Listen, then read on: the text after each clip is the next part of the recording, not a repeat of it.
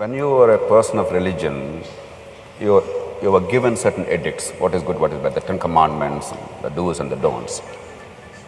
But in ordinary life, for most people, particularly in the public domain, to distinguish between good and bad seems to be increasingly difficult. I've always held that there are two realms, the individual gain, and the second is the public good. If one is clashing with the other, if my personal gain is clashing with the public good, then that is something bad. If both are in harmony, then that is something good.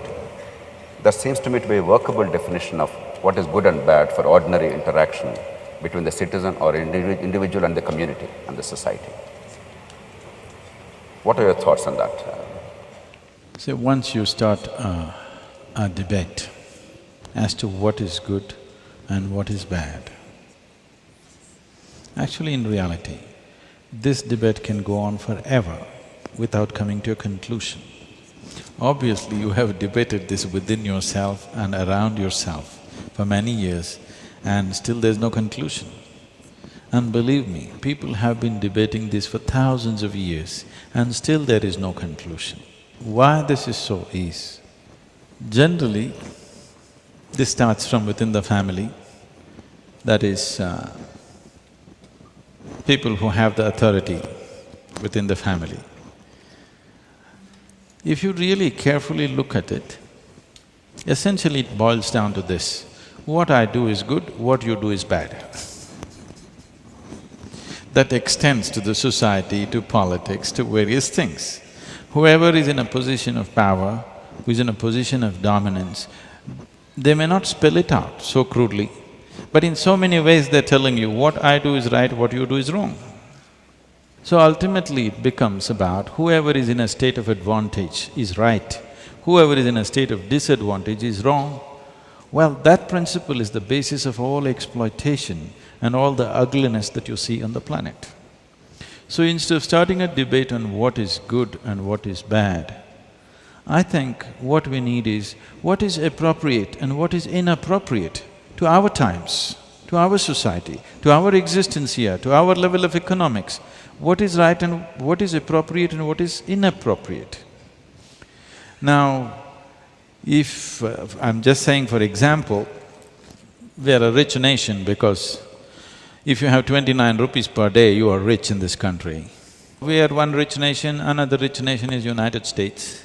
So between these two, if you compare, what may be right there is not right here, because the conditions are not same, people's lives are not same, culture is not same, people's emotions are not same, people's wants, likes and dislikes are not same. So what is right there may be completely wrong here. What is right here may be completely wrong there. So within the nation, when we say a nation, we believe we are all Indians, but here everybody has an opinion of his own. It will be fanciful to think there is one person here who doesn't have an opinion of his own, who goes by Indian constitution. There's not one single person like that here.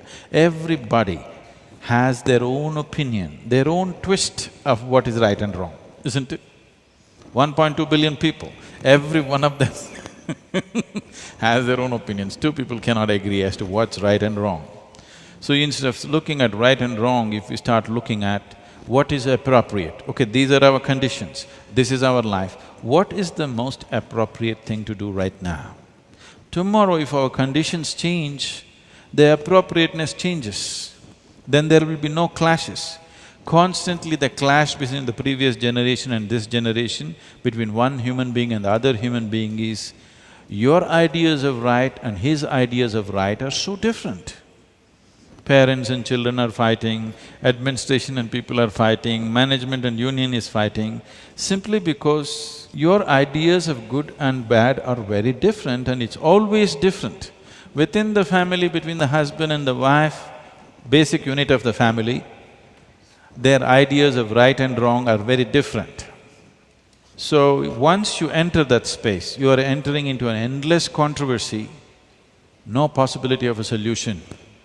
But if you look at appropriateness of action, then we can arrive at what is the appropriate thing to do in our society, for our conditions, for for our limitations.